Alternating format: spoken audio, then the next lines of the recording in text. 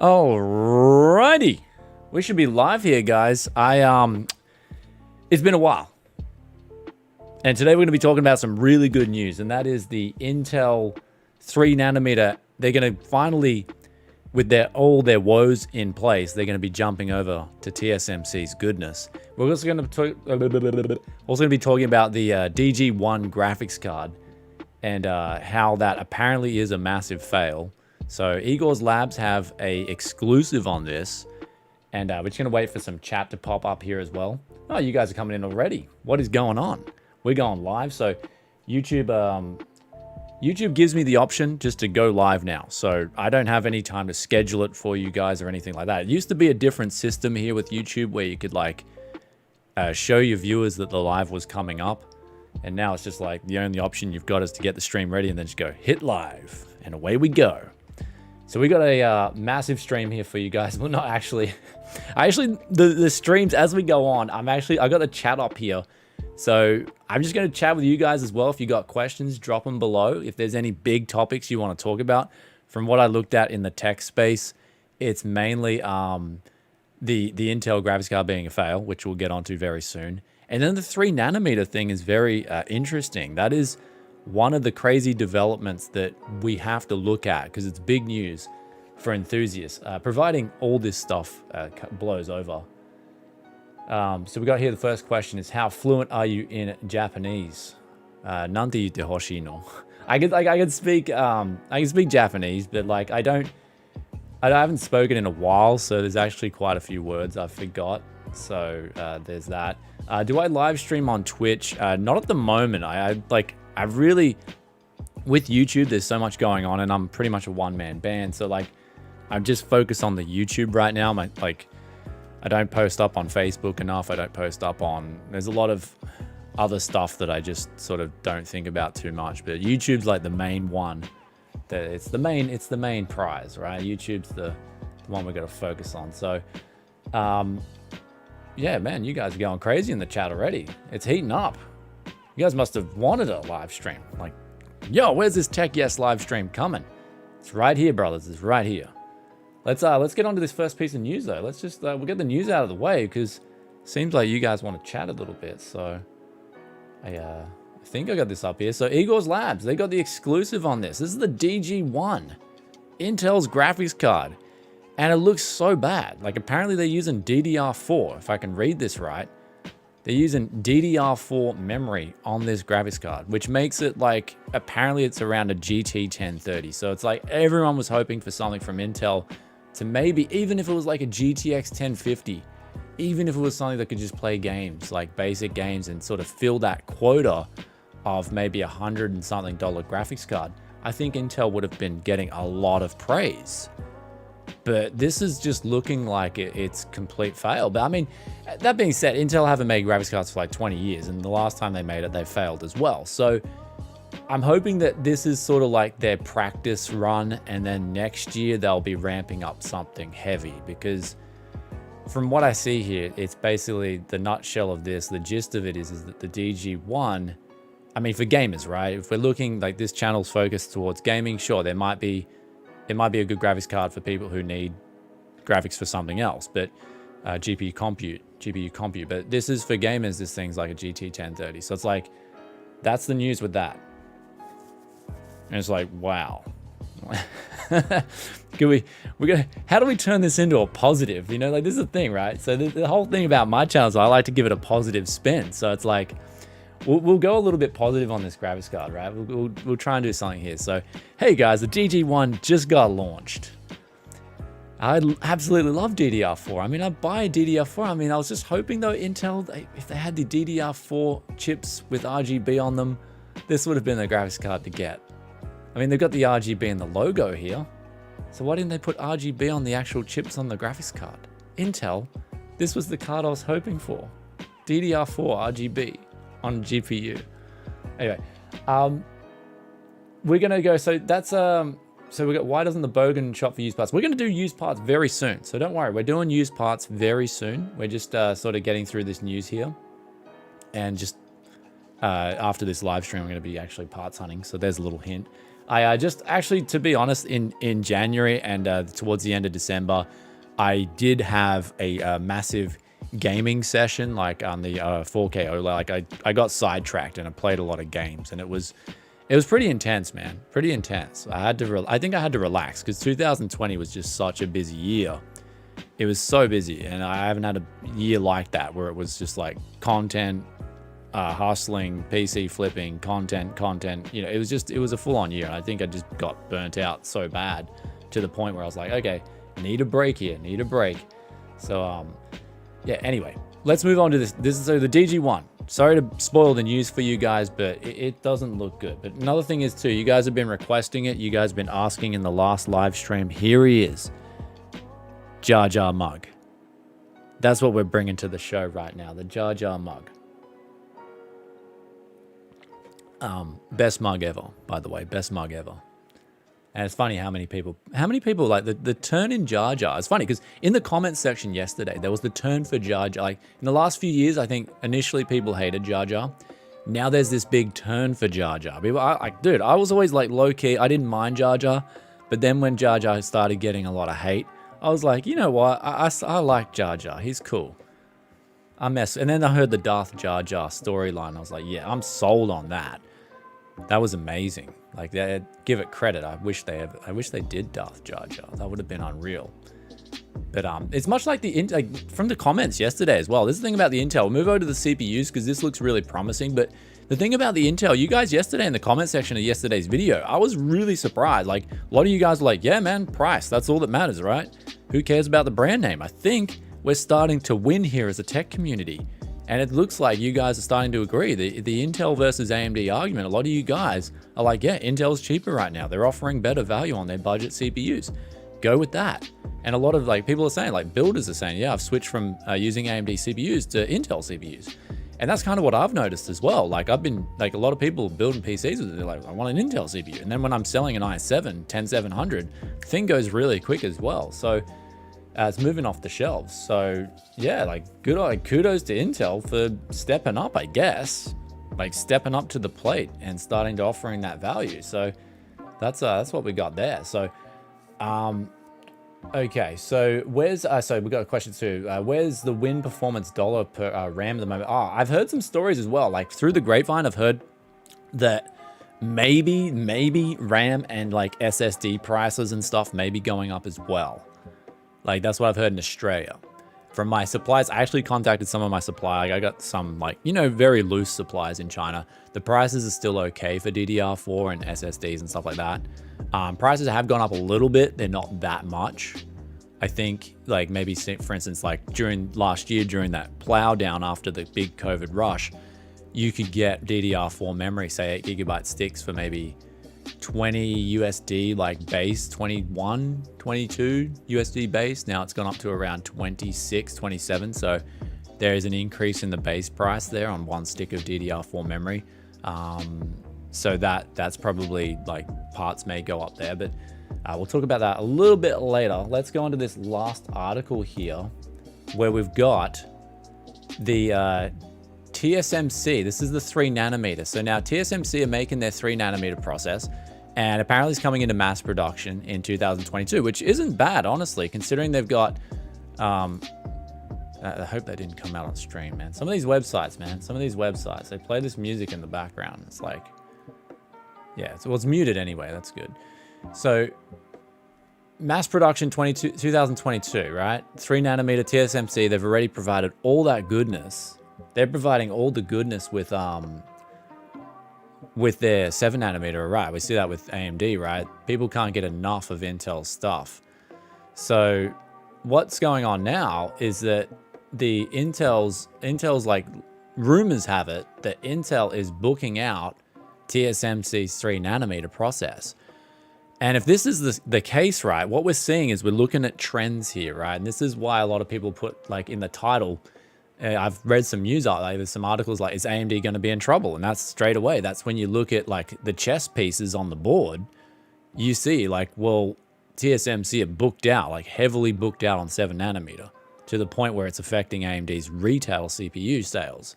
And that's what I've heard through the grapevine. That's actually a real thing. They've they've got obligations to hit the contracts on the consoles from Sony and Microsoft.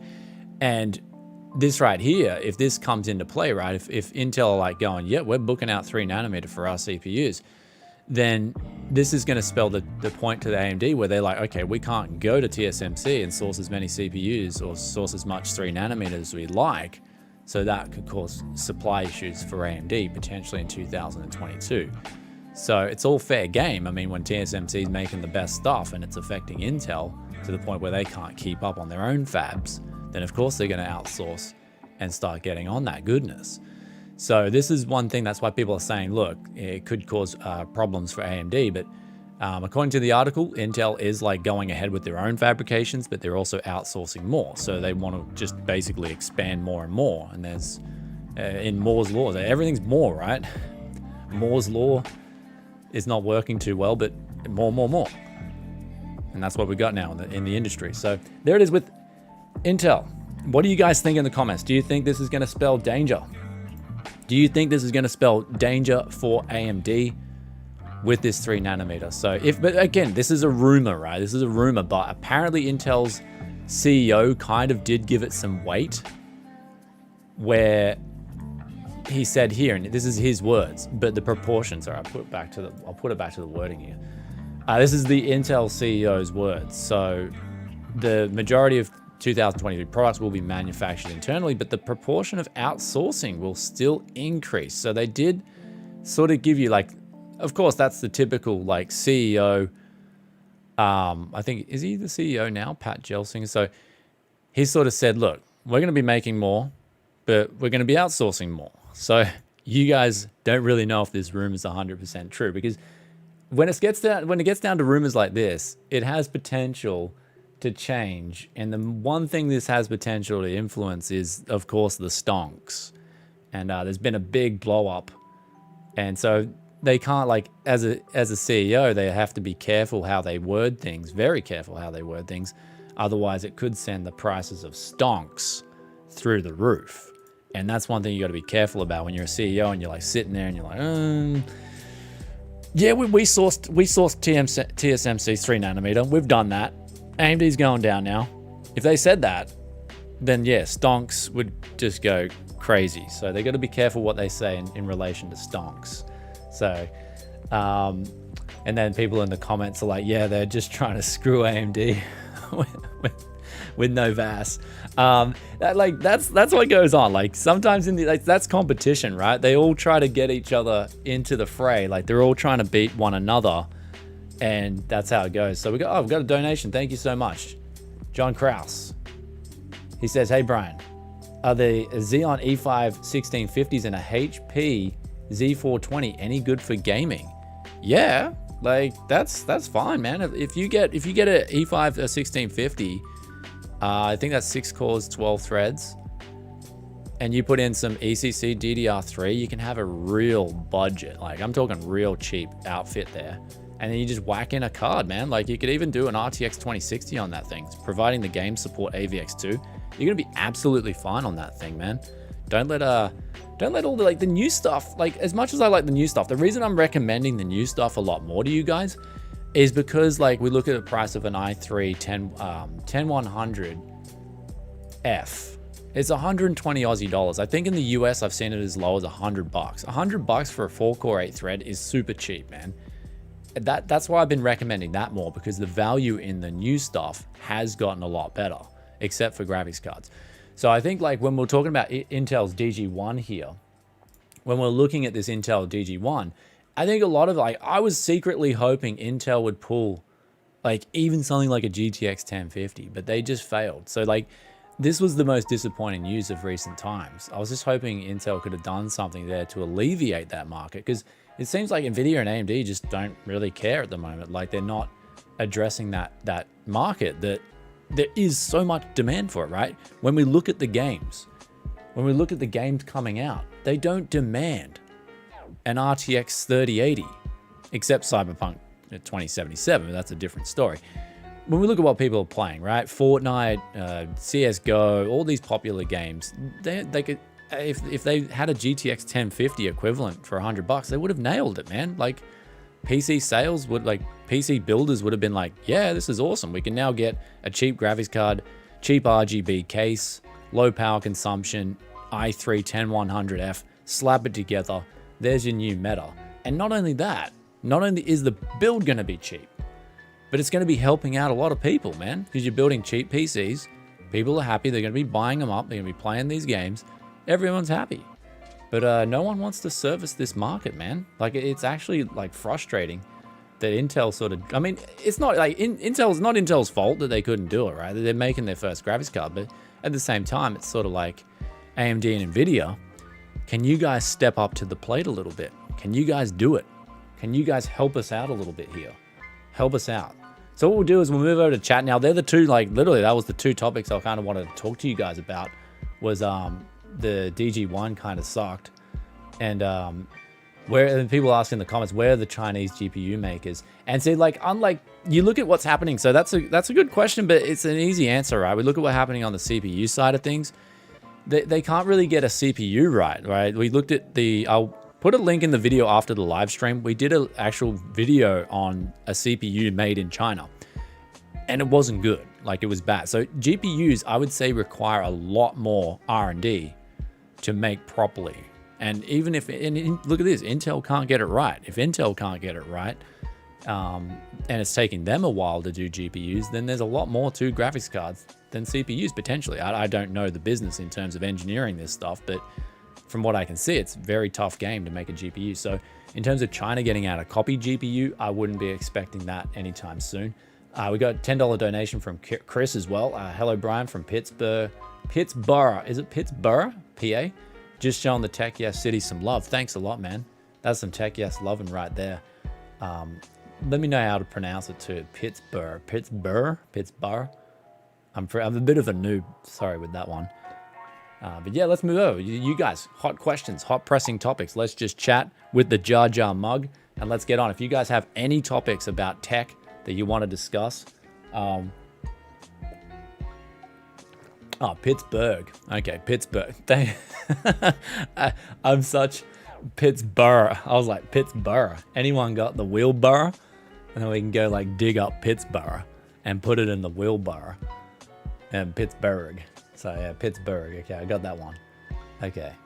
So did you hear about Carl from Bitwit? I thought you could contact him since you went through the same thing. Yeah, man. I'm not like, it's his thing. Like, that's his thing to talk about, right? And the thing about that is, it's like, I've been through the exact same thing. So I reached out before I even announced the news, and I knew that face, man. I've seen that look. I've seen that face before, and I knew something was up. And so I talked to him in DMs, and I just said, look, man, I'm here anytime for you, dude. Just give me a call. It's all you got to do, because I know exactly what you've been through with that stuff. Exactly what you've been through. And my advice was, it does get better. That's all you can say. It's just like, it's a real personal thing. So it's like something I'm not going to talk about much at all. Like, that's up to him. And yeah, so like, I wish him all the best to get better. It's one of those crappy things where you feel like you're on top of the world, everything's going great, and then all of a sudden you get hit with this big, gut-wrenching kidney shot. And you're like, oh, where did that come from? And then you kind of like, now he's been hit with a kidney shot. And now it's kind of time to just be like, oh, okay, got to get back to normal. So as always with a kidney shot, man, it can bring you down permanently. But that's the one thing. You want to make sure you don't get put down permanently. So, speaking from a guy that's copped a kidney shot before, they hurt, man. They hurt. Oh, man. Good old kidney shot. Anyway, so I've been through two. Oh, Chris Kingan, you've been through two, bro. I feel his pain. There's like, the live stream's just going to be talking, like, it's just going to become like talking about all our divorces in the past. Yeah, I've been divorced. Just another statistic, fellas. I think it's like 50% of people get divorced, though. Like, that's like something like that in the new age. Yeah, so like Justin Halen, yeah, he got a kidney shot, bro. Like, someone punched him in the kidneys. That's like what happened to Bitwit. So he's just recovering at the moment.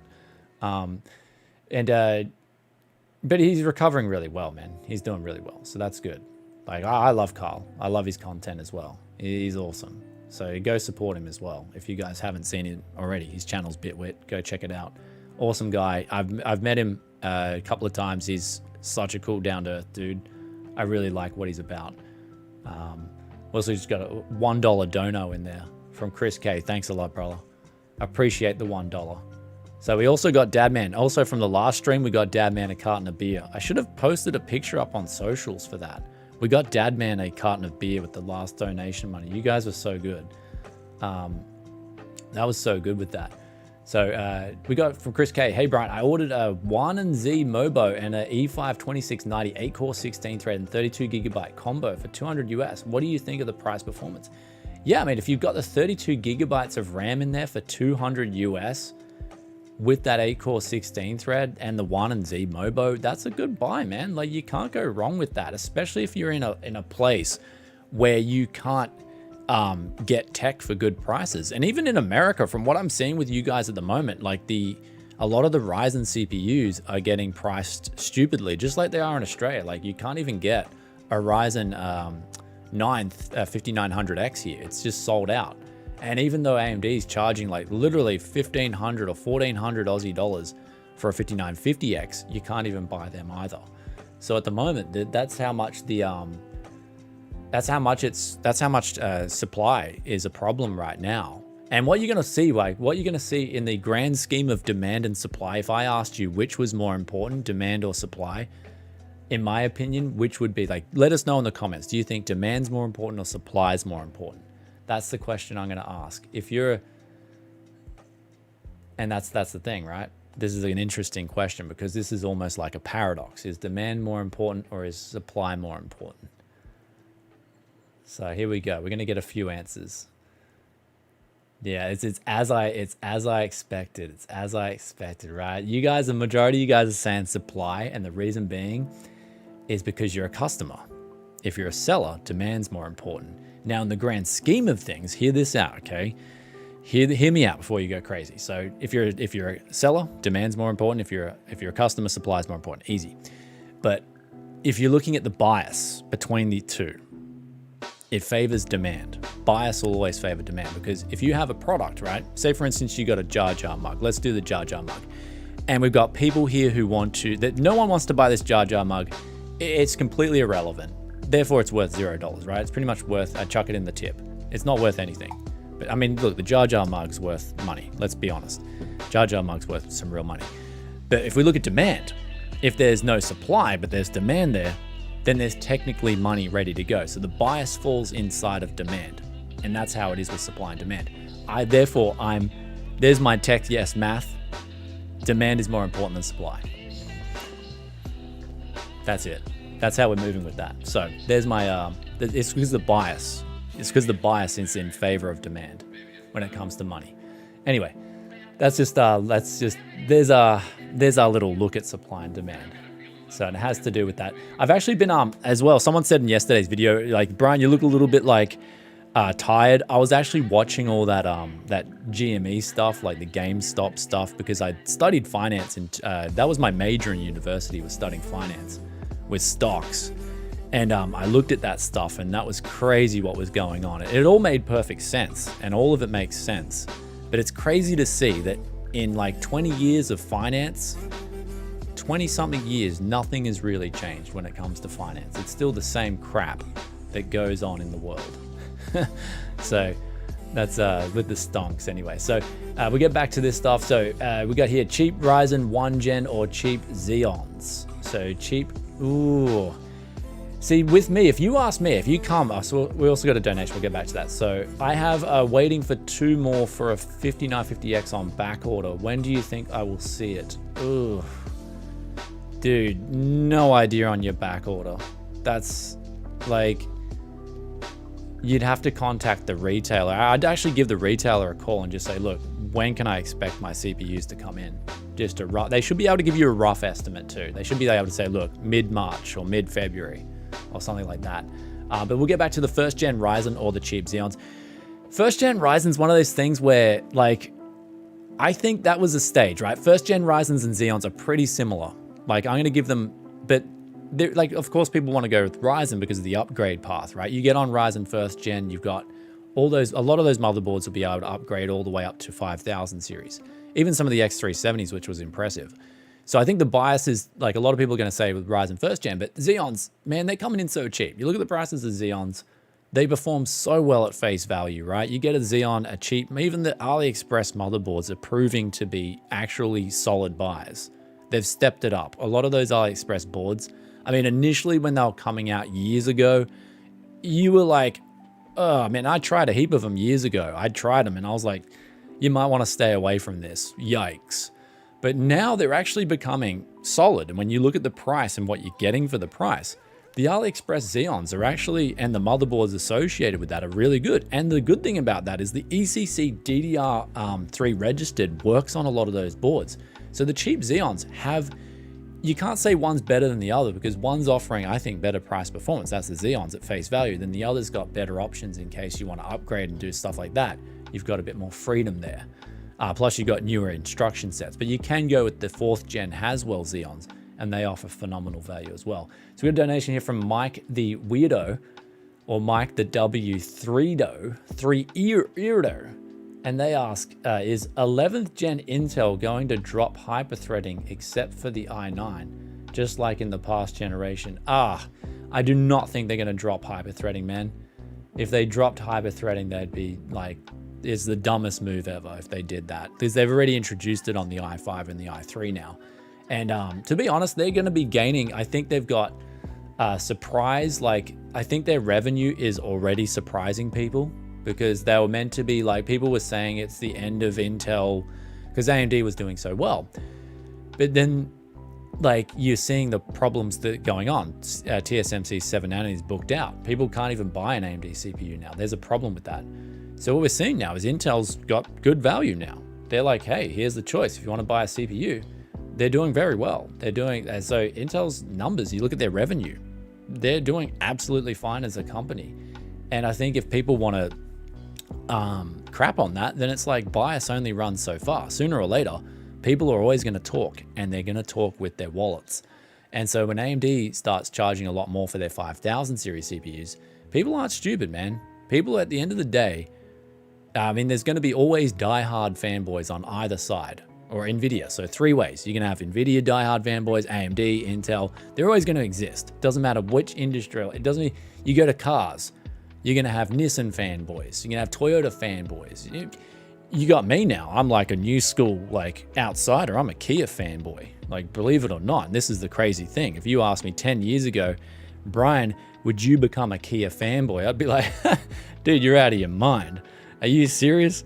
Like, that would have never been a possibility in the back of my mind. But lo and behold, here we are 10 years later. I'm a Kia fanboy. And that's because of the Stinger. I'm a Stinger fanboy.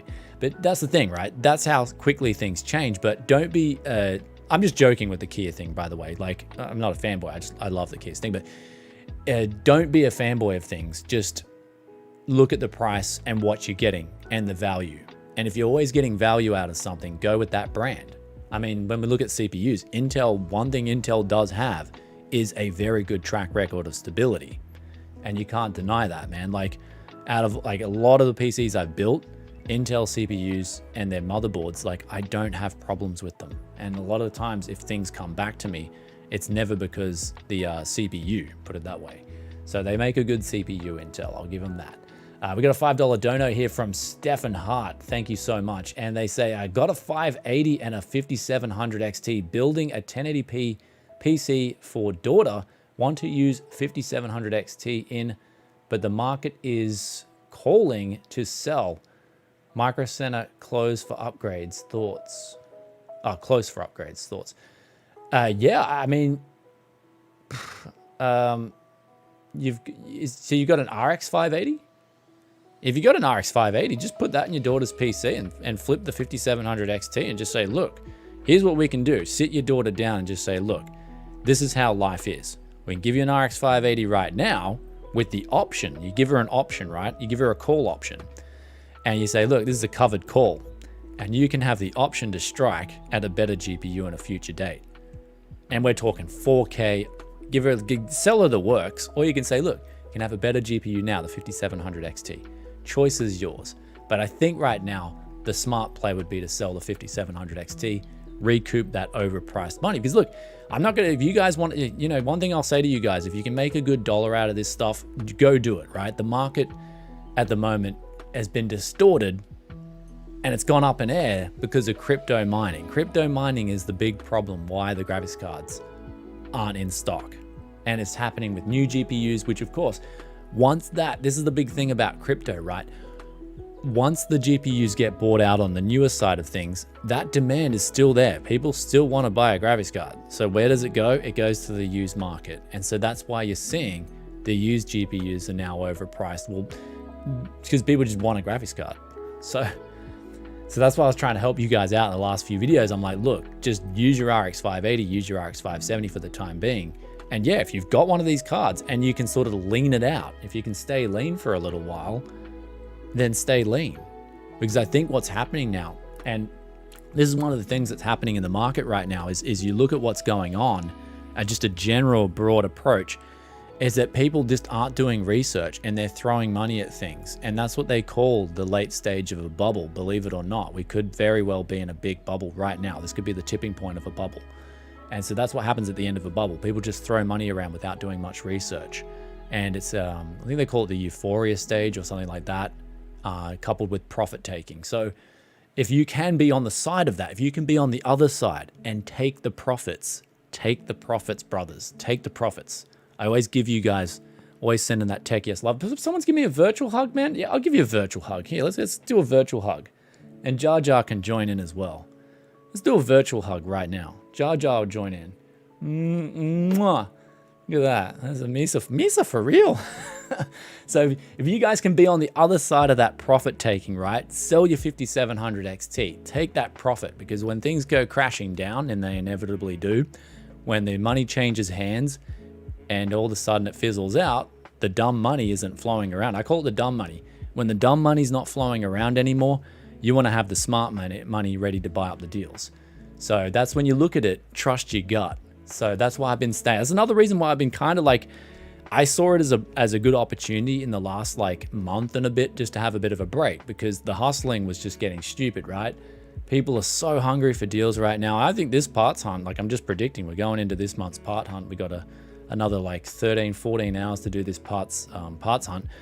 But after we jump off the live stream, we're going to go parts hunting. But this parts hunt's going to probably be one of the worst ever, because the deals, like there's going to be deals, right? But it's not going to be on graphics cards, and I'm desperate for graphics cards.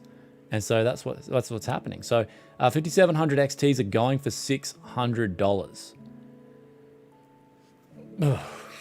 That's US? Are you talking US? Like if you're saying if that's US, 5700 XTs is going for 600 US. Like please, if that's USD, is that United States dollars? Let's have a look. Like let's actually have a look here. We'll jump over and we'll see what's going on here. 5700 XT, is that 500? That's a 56. Oh no, that's $550 for a 5600 XT. Wow. All right, yeah, this is just stupid, man. This is absolute stupidity. Absolute stupidity. Oh, there's one there. Wow, like you better, like if you want a graphics card, oh, currently unavailable. Oh, I was like, we did that during live stream. We're like, oh, we found it. We found a 5700. Oh, it's gone. It's gone. Oh, it's gone. You still like that? That's the good thing about live stream. You can't fake that. Look at that. Only 10 in stock. So I bet you someone saw that and they're like, hit 10, order like 10, bang, in the cart, gone. Someone snapped that up really quick. $25 donation from RCCNC. Command and Conquer might crash soon. They're talking about, hold on, what was that comment? Sorry, I missed that one. Market will crash and we'll see a flood of graphics cards eventually. That's what we're hoping. Just be patient. Just be patient. Remember, like if we've seen anything, right? The people can, if we all band together, the power of the people is incredible. So in other words, if we all just lean out and starve a little bit here in terms of buying graphics cards, you watch, the prices will come down. Remember, demand is the most important thing.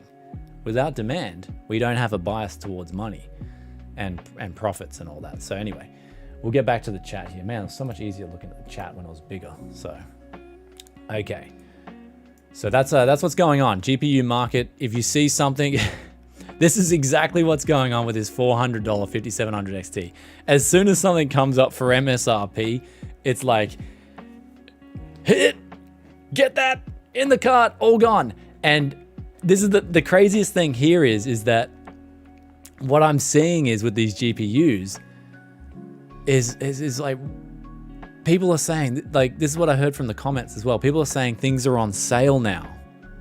Things are on sale, right? This is on sale. And it's like MSRP. It's like, mate, that's not a sale, mate. That is not a sale. That's just normal business. And I've seen, this is the thing, right? Because in marketing, we learned about all the strategies that a lot of the companies will employ. Or deploy, should I say. These companies will, we'll get onto some of these questions too. Like I'm seeing them there. What would be the best new 30 series graphics card to pair with an overclock 6700K 3060 Ti? That's an easy one. Yes, man, can you please unban me from your Discord server? Telling me on a tight budget to consider Xeons. Ban me for telling someone. Did Elder Bogan tell you to? Ah, man, if that's not a troll, I'm gonna get on the Discord and I'll tell Elder Bogan to. Oh, man, what's he doing? You don't ban people for recommending Xeons on my Discord server. What the? Oh man. Okay, so let's talk about marketing. Let's talk about one of these strategies that's used. Like, I see all the studies all the stuff that I got out of marketing was great. Like, if you guys want to do university and you want a course that's going to help you see the world for what it is, marketing's really good because you then get on the other side of the fence and you see what's going on with marketing. So them saying a sale on MSRP, that's nothing new, right? You look at, everyone loves a sale. Like the word sale, there's a massive bias towards a discount and a sale. That's why a lot of these discount retailers do so well, is because everything's always on sale. You go to buy a t-shirt and it's on sale. It's down from $40 to $20. That's you're saving 50%, right? But then you look at the value of the t-shirt, it's still 20 bucks. How much does that t-shirt cost to make? It's just, you look at the actual price for what you're getting. And if you start thinking like that, if you start thinking, what am I actually getting for my money? Then you'll start to see things more clearly. Because that's what's going on right now. A lot of places, it goes on everywhere, right? There's a bias towards this crap where you mark something up. Instead of, this is the MSRP. And a lot of the times you don't even get told what MSRPs are on products. We're actually kind of in ways we're blessed, like blessed and not blessed because of the supply issue right now in the graphics cards. But say, for instance, let's go back to 2016 or 2017. We got told what an MSRP was. We can expect the price to come around there. So it's good that we're at least getting the MSRPs, because what's going on with a lot of industries, you go to a restaurant, you don't know what the MSRP is for a chicken parmesan. No one's ever set that MSRP. So what happens is with a restaurant is they'll say, look, we should be selling this meal for 20 bucks, but let's mark it up to $30 and then say, look, this week only, we're selling the MSRP of the chicken parmesan for 20 bucks. There it is. That's what happens. That's your sale, right? So that is what goes on with sales. A lot of the time, there's a massive, and I mean massive, bias towards companies marking things up and then saying it's on sale, because people see the word sale, and especially now, like what we said before, there's a lot of dumb money flowing around. People are just getting loans and getting free money, and that's where it works best. So you're going to see way more of a bias on sales everywhere you go now. There's going to be a sale. So get ready for it, all right? In the next few months, everything's going to be on sale, apparently. So just be aware of that. But always take a step back and say, what am I actually getting for the money I'm outlaying? So we got Stephen K here with the Aussie $5. Thank you, brother. Take a look at my 5700 XT. She's the only one I got. Cheers for the content, bro. Where is your 5700 XT? I'll have to see it. So I mean, are you saying that you've taken a look at it? That, like, if so, yeah, just sit back, look at your graphics card and say to yourself, I got one, guys. I got one. As scarce as they are right now. I got myself a graphics card. But let's have a look what else is out there at the moment. Like 3060 Ti. We'll quickly move over and have a look. Let's have a look, skis. 3060 Ti's. None are available. We got here 11. Like, there you go, guys. You get a HDMI. Like, you get for $1,130, you get a HDMI cable included with that 3060 Ti. Isn't that just amazing? So, oh man, what a market right now, guys. What a market. Damn. So we got to ask a good question as well. Just came in. Is there a huge difference between an RX 584 gigabyte and RX 588 gigabyte? No, not like off the top of my head. Wait, we're right here. We can just check. Oh, actually, well, before we'll quickly check, we've got today's sponsors as well. Elgato Wave 3. This is the microphone I've been using for all my live streams. Quickly, I love this thing. Super good mic. Awesome microphone. You don't, like, the good thing about this mic is you don't have to worry about tuning or anything. It's just super easy to use. Has a pop filter built in. Has an attenuation filter built in too. So you don't have to worry about clipping. So it's absolutely awesome for live streaming. And then we got SCD keys. Bringing in the Windows 10 key, use the promo code BFTYC, get that discount, $14, Windows 10 retail key. Even though they say OEM in the title, I checked out all the OEM keys I bought came up as retail keys. So that's when people say, oh, it's an OEM key. I don't know why they do that, man. I've asked them. I'm like, look, these are actually retail keys. All the ones I bought, like I bought heaps of them. So there's that one there. But let's get back now to, what was I was going to look up something. Sorry, I was going to look up eBay. My bad. And we got a donation here too from Wicked Fatigue. €5. Thank you so much, brother. What can we do about crypto miners trying to sell overused GPUs with high mileage later on at the same price as GPUs that were less heavily used? Really good question. And I'm actually going to have to make a video about this, I think. But talking in depth about it would be, damn, man. Like, that's a hard one, right? You're going to have to then see... it's hard to tell. The only way you're really going to tell is looking at the capacitors, right? And a lot of sellers aren't going to show that on the photos. So this time around, like back in 2018 when the crypto market crashed, it was a lot easier to say, look, a lot of these cards probably didn't have a lot of mileage on them. Because a lot of people, like, I know for a fact, especially in Australia, a lot of people bought up graphics cards and they were crypto mining on them for like literally like 3 months, and then it went all bust. So the mileage on them was not much. But this time around, it's a big problem. It's a big problem because a lot of those GPUs coming out now are going to be like, they've probably got a few months left on them. Because this is the thing, even when this is the thing about crypto mining, even when a GPU is on its way out, it'll still work for crypto mining. You just underclock the crap out of it and it'll still work. But then when you go to revert back to stock levels, that card is bust. It doesn't work for gaming, but it still works for crypto. So I'm actually going to be surprised if you are buying these GPUs. This is the thing. If you're going to be buying these RX 570s and 470s, make sure you buy from somewhere where you've got some sort of guarantee. Like even if it's a 3-month guarantee, trust me, that's a lot better than having no guarantee at all. So there will be if you're picking up deals locally on GPUs, once the next bust comes around, which it will, there'll be a bust on crypto. Once the next bust comes around, you'll look around and you'll see these GPUs, and if you're checking them out locally, make sure you check out the GPU and make sure it runs a stress test. My guess would be a quick one to load up would be Combustor. Furmark, even just load up Furmark. If it passes 5 minutes of Furmark, the GPU is decent. But that's going to be a big problem going forward. Once this crypto thing goes all belly up, then it's going to be a huge problem when all these cards get dumped on the market, because a lot of those cards, especially if they're RX 570s or RX 8 gigs and RX 488 gigs, if they've been mined on for like 2 years straight, man, they don't have a lot of life left in them. It's different to 2018 now. It's completely different. If those GPUs have just been like, whoo, all day, every day, something's going to give.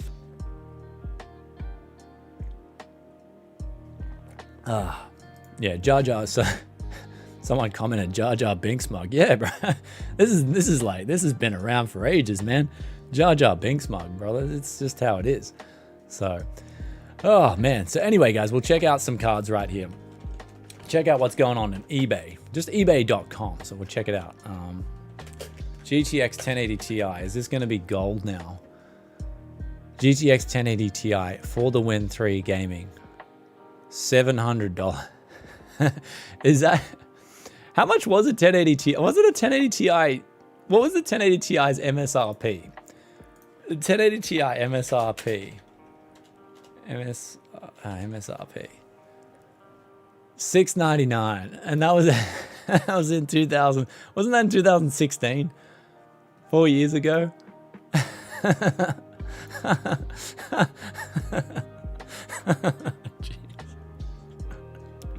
Oh man. Oh man, this is bad. It's like, you guys, come get it, guys. 4 years later. 4 years later, come get it, fellas. Yeah. Come get it, fellas. 4 years later, that's right. Just, you're getting a $10 discount under MSRP for a card that's 2 generations old. No, 3 generations, because we had the Super. We had the Supers there. Damn. I mean, look, at least we're getting a $500 here on a Duke. At least, I think the Duke was released later in the series as well. Duke wasn't one of the first ones released. So at least this guy, look, at least you're overpaying for it, but at least you're not overpaying for it as much as this guy right here. Oh man, 1080 Ti prices are bad. Like, this is just, look at this GPU market, man. 25 sold. Let's have a look. We'll just quickly go. Seller refurbished. Man, people are like, dude, he's had to up his prices on his 1080 Ti's because people were just buying them out at 550 US. Okay, yeah, the GPU market's completely upside down right now. Damn. Damn, man, it's a 1080 Ti. Like, it's ancient. It's almost getting into retro. Let's check out a GTX 980 Ti. You can always count on the GTX kind of $300 US. Like, that's what I was saying about the cheap GPUs, right? Right now, when we look at the absolute premium on the cheaper GPUs are the way to go, right? That's like, make sure you just get, it's like 980 Ti. The problem with the 980 Ti is that it's a heavy power consumption using card. So the problem with it, someone's like, dude, stop spamming the mushrooms. Someone keeps spamming mushrooms. I'm just like, the comments are getting held back. I'm just going to keep on, like, this is all right. I'll let one mushroom go, but like, you want to keep spamming mushrooms in chat. Like, look at this dude. He keeps spamming mushrooms in chat. Like, come on, man. Like, this is not Mario's stream. This is a tech stream. It's like, you're going to get banned, bro. Stop spamming the mushrooms. So anyway, 980 Ti's. So yeah, 980 Ti's and 980s. Be very careful. Be very careful because the mushroom guy. Oh man, I guess in ways, I don't know what he's trying to tell us there. Maybe like you should be like just on mushrooms in 2021 because the whole market's not going to make any sense. I don't know. Like James Scionti, is there any reason for spamming mushrooms? I don't want to hear the logic behind it. So anyway, 980 Ti's, 980s, just be careful, okay? Because they're the cards where they had high power consumption. And same with R9 290s and R9, like as we saw in the latest Can Yes Fix It, the R9 290X was just gonskis. So a lot of these high power consumption cards that came out, they're going to start hitting the deck soon. They're like going to start, chucked out on the deck. They're going to be done. So be very careful with that. And so like, even as much as I love a good used deal, some of these used deals, just, you got to be careful with them, tread lightly. So that's kind of like, we're in the crux now, right? When we started doing used parts in 2016, we were all for the used parts, but now we move on to 2021. We've got to look back and say, that's 5 years, that's 5 years. In that time, you got to understand that if a tech product gets used for 5 years straight, there's a good chance that it might not be working for another 5 years. So we just bought 2 keys. Thank you for the code. Yeah, no worries, brother. Had one on eBay. Yeah, the eBay. That's what I mean. The eBay keys, man. That's a different story. That's why SCD Keys sponsor the channel, and I believe in them because I've tried their keys. That's the thing. I've tried their products, and that's the thing about sponsors, man. Whenever a sponsor comes on here, I try the product. I trial it out before. I don't just get a sponsor and go YOLO. I get a sponsor and I'm like, all right, I'm going to try it out. If it's crap, take your sponsorship and leave. I'm not interested in promoting that to my viewers. But I'll see if I check the sponsor out, I'm like, okay, this checks out, it's really good, then it's good to go the next month. Didn't TSMC address that supply issue? Intel won't be getting special treatment is what I've heard so far. It depends. Like, I don't know, man. I heard TSMC were booked out, like pre-booked for went from 2 months to 6 months, if that's right. Like,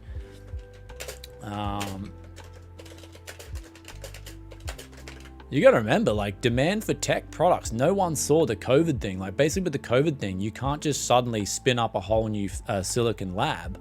It takes a lot of time. Maybe for 3 nanometer, they might have a lot more going on there. But if Intel's going like preemptive and booking all the 3 nanometer out, then that's the argument, right? This is it. This is the report. TSM's lead time for 7 nanometer chips is still 6 months or more.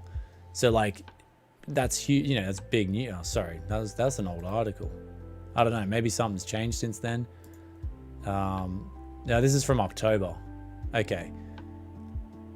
Is forced to delay for 2 months. So yeah, like these. I mean, you just look at the rumors and then you look at what's going on, right? Trust me when I say this. A 5600X, a 6-core, like in Australia, at like $500, it's costing more than the previous generation 8 cores. When that happens, you've got a problem on your hands with supply, because AMD want to. Trust me when I say this, AMD really want to be selling 5900Xs, 5800Xs, 5600Xs. They want to sell those chips in the 5950. They want to sell them as much as possible. They're making good profit on them, but they don't even have the quota to fill those price points. So it tells you that supply is a bit messed up there. We got Chill Times. Thanks for the $4.99 dono. What do you think about the new 11900K heating to 98 degrees? I love the channel. Keep it up, man. If it's going up, thanks for the donation. If it's going up to 98 degrees, oh, damn, we got a bit of a problem here. Man, 98 degrees, like that's the 9900K kind of all over again. So I don't know what their thinking is there, but they're trying really hard to be the gaming king. Like they really want to take that title out. I think because Intel's so heavily connected to the streaming and the streamers, they want streamers using their CPUs because then that's massive influential territory that they can take over. And so if everyone's using Intel and their streamers, right, they're going to have that market there where, oh, my favorite favorite guy uses an Intel because it gets more FPS. And then they go to school, they tell their buddies, everyone's got to buy an Intel CPU. They're not stupid. They want to capitalize on that gaming market. And they want the streamers to be using 11900Ks at whatever cost. And that cost is 98 degrees. So like, I mean, at one stage, I can tell why they're doing it. But 98 degrees as a tech enthusiast, really, man, that's not cutting it. You know what I mean? It's a joke. Like, so I mean, if that's true, right? So I've got. I mean, I will check out the card for you, and then we got Noah Duafla. Thanks for the £5 donation, and he asks, "Hi, I was overclocking my GPU. My PC restarted during the Port Royal bench. Now my PC boots abnormally slow on my 980 Pro. How can I fix this?" 980 Pro. What's your 980 Pro? I got to understand, Noah, I've got to understand. If your PC restarted and it's running really choppy after that, either two things happened. Your overclocks are bad. You're going to have to reset the computer. So reset the PC, just reset it, make sure it works fine again. Or if your PC randomly restarts out of nowhere, it's rare, but your Windows can become corrupt. I've seen this before. Oh, it's 980 Samsung Pro. Okay. So yeah, that's what happens. Your Windows can become corrupt. So your 980 Pro might have a corrupt install now. I've seen that before as well.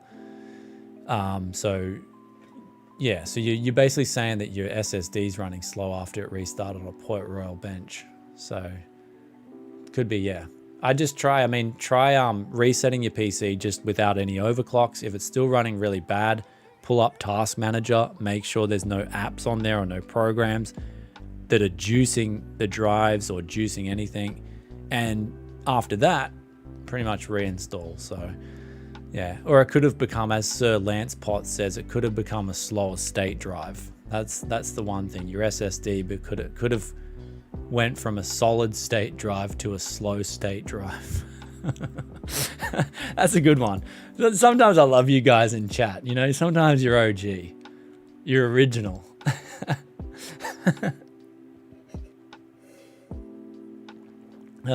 Slower state drive. Anyway, it's a good one. All right, so what are we looking at now, chat? What are we going? Are we piping down the stream? Because it's crazy. You guys just keep tuning in. You keep tuning in, and the more we stream, the more views we get. It's crazy. So you guys are coming in here. You want to pile on in, and you want to chat. So what do we got here? We got Jacob. How well will the up and coming RTX 30 Ti non-Ti variant compare to an RTX 2080 or an RTX 2070 Super? They're going to want to have it beat a 2070 Super, like just. So my guess is it's just going to beat a 2070 Super. That way they can use it's the marketing, right? The marketing is going to be like 3060 beats the previous generation 3070 Super. If it just beats the 2060 Super, people are going to be scratching their heads and they're like, well, that's not that big of a news, right? So my guess is it's just going to edge out a 2070 Super. There's my bet. 3060 Ti actually beat a 2080 Super comfortably, and so I've predicted it's around 20 to 25% faster than the 3060. So that's 3060 Ti. So you're probably looking at around a 2070 Super in performance. Plus you got 12 gigabytes of VRAM, right? There's the sale pitch. You got 4 gigabytes more VRAM than the 2070 Super ever had. So. And then you guys are saying it as well. Love the coffee mug. Jar Jar did nothing wrong. That's right. Jar Jar didn't do anything wrong, man. He just came up through a time when everyone was edgy, everyone was hating, and they needed a target. And Jar Jar was the target of that era. Now people are like, damn, I think we went a little bit too hard on Jar Jar. Especially, I mean, mind you, especially with the crap that's been coming out lately, right? You turn on the TV and you're like, damn, that Jar Jar plot, that was genius. Compared to what's coming out right now, you look back, damn, that Jar Jar plot, I kind of miss that stuff, man. Like, I mean, it's funny. Like, I mean, look, The Mandalorian was good. I liked The Mandalorian. That was solid. But that's still only one series out of how many botched Star Wars retakes have we had? So. I mean, Mandalorian was good, but like the movies themselves, like 7, 8, and 9, seriously, like if it comes to rewatching those movies, I'm nowhere to be found. If someone's like, oh, we're going to watch episode 7 tonight. Are you in, Brian? I'm going to be like, yeah, guys, sorry, just something's come up tonight. Sorry, guys, I got something. I just got to go. And then, yeah, let them watch episode 7 and do it. If people are doing marathons on 7, 8, and 9, man, times have changed. Chill Times, $4.99 dono. Thank you so much, brother. Yeah, the CPU was running 98 on an entry-level 360 all-in-one as well. Yikes. It was boosted to 4.8 gigahertz and 250 watt. They were testing it with IDA 64, but still. Yeah, it depends on the instruction sets. I have heard of the new CPUs using the AVX 512. If we look at that, actually, if we go and check that out, AVX 512. If they're using AVX 512 instruction, this instruction is going to heat up a CPU. So it depends on the instruction sets used. But if you're using these new instruction sets when you're doing the benchmarks, I don't know, right? This is why I got to check out the CPU, right? I can't say I can't say with certainty. I can only comment and speculate on what is going on here. But if it's using these newer instruction sets and the clocks are too high, that'll make anything go to 100 degrees. So be careful on what we see there and what's out there, but definitely wait until you get a full picture of it, right? What's the temperatures when it's gaming? I think Intel really care about with this CPU. The most thing they care about is what's the temp's going to be like and what's the FPS going to be like when our favorite streamer is gaming and when this and that. Sadath Capadia, you asked one of the best questions. I was going to say that as well. What is an entry-level 360 all-in-one cooler? There's nothing entry-level. That's true. You get some props there, brother.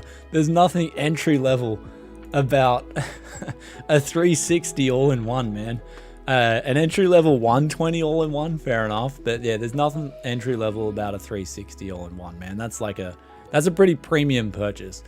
So yeah, it's entry-level. I love you guys so much. Hey, you got to call out. You got to call out the stuff when it's going. And then we got Mike Sorrow. He's trying to run racism through as a slang word. So like, man, come on, guys. This is a tech stream. Try to keep that stuff out. So, but yeah, entry level 360 mil all in one. I love it. You guys are awesome. Keep the jokes coming. So, have you seen the latest WAN show? Not yet. I'll have to. What happened? Was there any big news that happened on the latest WAN show?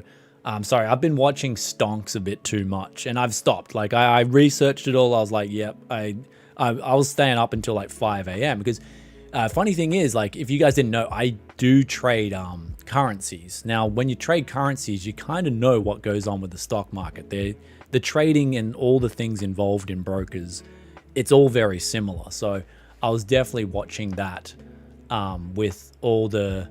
Oh, Linus bought 50,000 of GME. Oh, wow. Okay, so that's what's going on. So he's joining in. What price did he buy it at? Did he tell you what price he bought in 50,000 of GME? Man, that's a huge bet. Wow. So he put 50,000 in GME. Yeah. So what's... Okay, so the situation right now with GameStop. Do we want to talk about GameStop? Because I figured a lot of you guys would switch off if I started talking about finance. That's kind of why I didn't want to talk about GME and also AMC and stuff like that. Moving Frag, thanks for the $5 donation, brother. We can even pull out some... okay. So let's have a look here what's going on with GameStop. Okay, so what is a hedge fund? Do you guys know what a hedge fund is? Because truly, like, do you know what hedge? A hedge is when you want, say for instance, you've got $10,000 coming in next month, USD. You want to convert that to Australian dollars. I'll give you a basic definition of what a hedge is. You want to secure that price now. So you lock in the opposite side of the transaction. So you sell 10,000 USD right now because you've got 10,000 USD coming in. You put in a contract to sell 10,000 USD.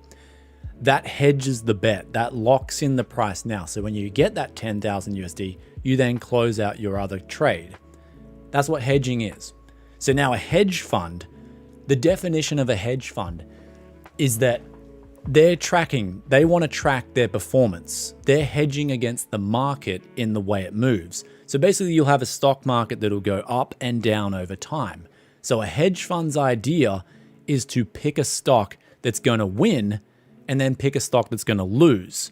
So regardless of which way the market's moving, they're always going to be winning if they're picking out the best stocks that are going to outperform versus the one that are going to underperform in any given market at any given time. So they're hedging against the movements in the markets themselves. So take, for example, a hedge fund in the scene. They would be buying AMD stock and they would be selling Intel stock, short selling Intel stock. That would be them hedging their way and saying, look, AMD is going to outperform Intel, but tech, doesn't matter which way the tech market moves, we've secured in our bet. And we're going to let the market, instead of letting the market test our performance, we're going to let our analysis test the performance. So now that was the traditional sense of a hedge fund, right? That was what it meant to be a hedge fund. You picked out the best stock and you picked out the losers and you short sold the losers and you bought the best stock. Now, GameStop, this is where it all comes to GameStop. And since that time, I'm going to tell you guys, since that time, hedge funds have become something different nowadays. It's completely different, right? The original meaning of a hedge fund got lost in translation. Ever since the 1990s, hedge funds had the pressure to compete with each other. They got money from the index funds. They got money from the banks. They get money from rich investors. Their goal is to compete with one another and outperform each other. So how do they do that? Man, hedge funds, they have so much freedom. For instance, a hedge fund is able to do things banks aren't able to do. They're able to go set up surveys and then get biased results, manipulate markets. the list goes on the dodgy a hedge fund does. They do so much dodgy stuff. And how many hedge funds go to jail for it? Like literally none.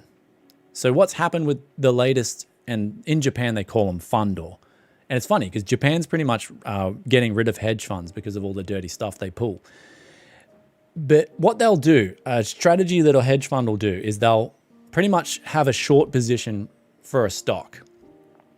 And what they'll do with that is they'll then have that short position, and then they'll put out a news article, and then they'll say, oh, this stock's terrible, it's going to perform terrible, stock will tank. Then they buy the stock back, and they've made the difference. So also we got a $5 donation from All the Work YouTube. Just a quick one. What's your opinion on the combo Ryzen 5 5600 and 3080? Yeah, good combo, brother. Quick opinion. Thanks for the $5 donation. That's a good one. It's a good combo. Can't go wrong. Also get a 4K OLED, 120 Hz, HDMI 2.1. Really utilize that. Please talk about Xeons. We'll get to Xeons soon. But we'll quickly get to the crux of this. A short sale, basically you're borrowing stock from your broker, and then you're selling the stock, and then you buy it back cheaper. Now, the short sale can go against you, right? And this is the thing. The key term here, and this is what's happening with GameStop, the key thing here is that the broker, this is the thing, the broker has lent Melvin Capital and Citadel and stuff like that. They've lent them the stock. So now what people have to understand is that the whole system, the whole thing is at risk now. If the brokers go under, there is going to be market turmoil. And what a lot of people haven't spoke about with this whole situation is that the brokers are really at risk now, because and this is the thing, if you guys go deep into finance, you'll know that there is formulas, and this is going to get advanced, okay? So this is going to get really advanced now, because you guys want to talk about this stuff. Let's talk about it. There's all formulas. Everything you do in finance, there's a formula for it. There's the formula for pricing up options. There's formulas for how much someone can borrow, how much margin's available. Now, hedge funds will typically use 2-to-1 leverage. That's a safe hedge fund. 4-to-1 leverage is considered risky. Extremely risky hedge fund, 8-to-1 leverage. That's what the brokers will offer them. Now, the broker will lend that stock to Melvin Capital, for example. Now, Melvin Capital's like, yep, we're going short GameStop. We're going short a heap of them. And the formula will state, within 3 standard deviations, the worst that could happen with GameStop stock is that it will go to $60 a share, right? That's probably what they calculate. I'm giving you guys rough figures here just to understand the concept. The worst that a GameStop stock will ever go to is $60. Now, what you're seeing here with GameStop, and I'm going to say this, is an anomaly. It should have never happened, but it did. And the reason it happened, and this is the reason GameStop happened, was because this stock was undervalued, and people on Reddit, WallStreetBets, they were saying, this stock is good. The news is just really hammering this stock when I think the new consoles are going to come out and the stock is going to perform better than what people are saying. But then the hedge funds, they came in and they said, no, this stock is terrible, it's going to do bad. Yet they had short positions on it. It was such a bias, and it was so dirty that then Reddit got together and they said, all right, you guys are going to play this game. We're going to play this game in retaliation. It was fire fights fire. And what happened was, with the game of short selling, it's a checkmate sum game. Whoever's short sold and is caught in that position, and we're going to go on now to short squeeze, gamma squeeze, infinity squeeze. It's a checkmate sum game where the hedge funds will go bust. They've already, and I tell you, I've looked at the numbers. There's a hedge fund that already went bust. When those brokers shut off the ability to buy the stock, you'll see that in AMC and also GME at the same time, there was this massive spike. That's what happened. They went bust. There was hedge funds that are already gone bust. Now, after the hedge fund goes bust, then the onus it goes on the broker. The broker's now at risk of going broke. So the broker has to say, okay, crap, we've got this bad debt now that we secured these loans for these hedge funds. They've gone under. We're going to go under. If we can't fix this problem, we're done. So now you've got this big problem that's gone past the hedge funds. It's gone past their greedy and their BS and all that. It's now gone to the brokers. And so which broker, I'd love to know which broker lent these hedge funds the stocks. That's what I'd love to know. I think Robinhood's at the center of it, but it goes much deeper than just hedge funds manipulating the market. And there is so much dirty stuff that is going on. But let's get onto the short squeeze, all right? So basically, we'll explain what the short squeeze is going on here. The short squeeze happens when there's not, basically they've run out of, they can't cover the sale, right? So they've shorted at $4, the stock's gone up to $40. They've now got a 1,000% return loss. Now remember that 8-to-1 thing that we spoke about. Hedge funds are allowed to borrow 8-to-1 margin. But this is on the GameStop would have amounted to only a small portion of their short stop positions. So when it goes up to $400, they've now gone bust on their whole capital, all their stock. They're gonna have to sell down all their stock and pay for that margin call. And they're bust. The hedge funds are broke now. And so that's what a short squeeze is. They don't have the ability to buy back the stock because there is no stock to buy back. So the stock just keeps going up. Now there's another thing called a gamma squeeze. And because people have put out, and this is the next thing, right? It goes more than just short selling the stock. It goes on to, I'm looking at the views here, they keep going up. So obviously you guys must love the explanation. The gamma squeeze is now another problem that's on the back of a short squeeze. So it goes in hand. Basically what happens in the world of finance is people sell call options. So there's two things. We'll talk about what happens. After we've done with this whole explanation, we'll talk about what needs to happen in the market, right? And how you can fix this in the future. But we've got the gamma squeeze. Now people sell call options. They either sell covered calls where they own the stock and they'll sell call options because they're like, okay, I like steady returns on my money. If things start going wild, I'm happy to make a bit of profit. And I'm also going to make continual returns on selling call options. Then there's naked call options. If you sell a naked call option, you don't own the stock, but you're selling a call option, which gives the person the right to buy a stock at a particular price. So if the stock runs past that price, here's say for instance, GameStop at $40. It was $4. Someone bought a call option at $40. It's now gone to $80. They can then exercise that call option and profit $40 on the stock. It's a lot more than that because every call option is 100 shares. So on every contract that they've made for a call option, they can then make 40, say for instance, 40 goes to 80. They can make $40,000 per contract. It's ludicrous. But that's the anomaly thing. When they price up all these models, they don't account for a bunch of guys on WallStreetBets banding together and saying, no, this is what, we're sick of the market. We're sick of this crap that goes on and all this pricing and modeling. We're going to show them what's up. And they've exposed the dark nature of short selling. They've exposed the dark nature of naked calls. And so what happens with the gamma squeeze is when you've got enough people who have sold naked call options and people want to exercise those call options, you've then got the sudden urge for people who sold those call options. They have to buy the they have to buy the stock, but the stock doesn't exist to buy. Everyone's bought up the stock. It's running in low supply. So that is shooting the price up as well. Then we've got those guys that originally can't cover their short bets. It's going up as well. So that leads on to the third thing, and that's called the infinite squeeze. The infinity squeeze is when you've got this, you have to buy back the stock. So whoever went bust, which the hedge funds have gone bust now, they've been margin called. The brokers are now in a situation where they have to fight the infinity squeeze. So it's just going up and up and up and up and up because there's no stock to buy. So the price is going up infinity. And that was a theory that WallStreetBets wanted to put to the test. And their theory was right on the money. The brokers shut down the ability to buy the stock. They shut down the ability to buy the stock. So WallStreetBets put into practice something in theory with the infinity squeeze that would have worked. And it would have collapsed the brokers. And that's the reason. The brokers won't tell you this, but the reason they shut off from buying the stock was because the brokers would have went bust.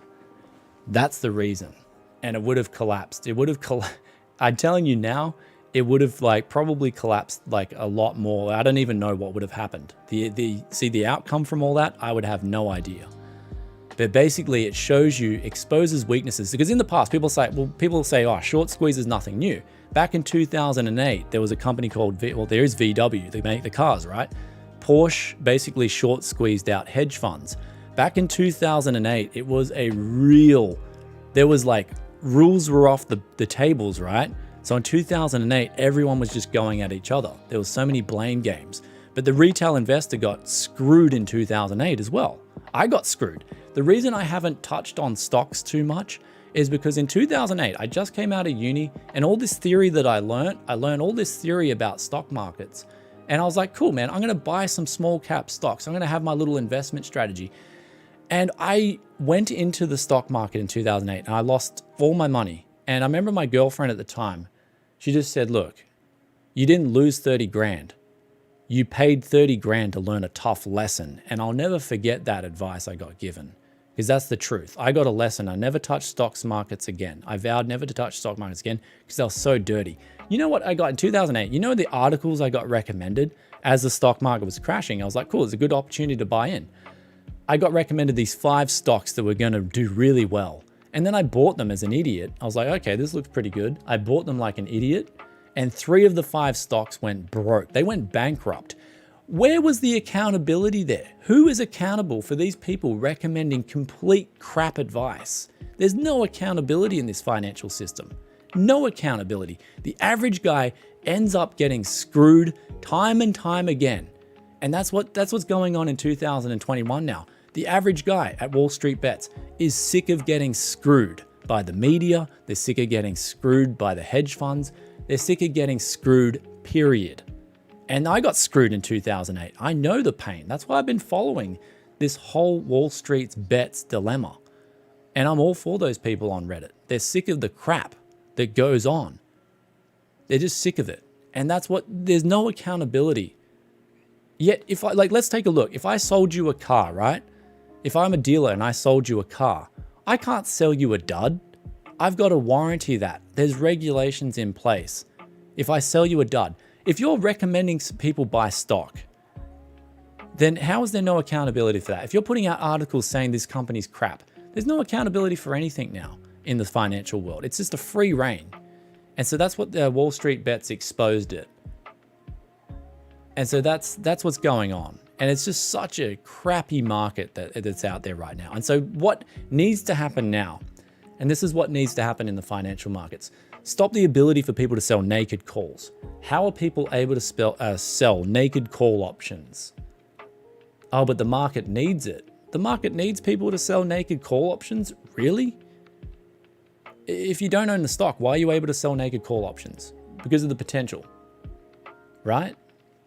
They need to implement something to stop that, right? Now, short selling. How is it that a hedge fund is able to sell, or hedge funds, or they all collaborate? How are they able to short sell over 100% of the floating stock available? This is the problem with GameStop right now. There's people taking out positions, shorting stock they don't have, and it's over 100% of the float interest. So of course there's going to be a short squeeze. Of course the system's going to go bust. There should be limits on how much people can short sell it, at least. How are people able to short sell so much of the stock? And I know it's an integral part of hedge funds, but hedge funds have been corrupt for ages and ages. And here's some of the stories. You know, in 2009, I went out on the town anyway, like in Japan. It was funny, in Japan, I met a couple of these guys that worked for a hedge fund. They went out for a night, and they told me that's where they told me about how much hedge funds leverage, how much they told me, like, you know what happens at a hedge fund, right? They work the young guys there so hard. They work them so hard, promise them so much money in the future. It's like the recruits come in, they're doing all the dog work, but they're actually doing all the brilliant work as too.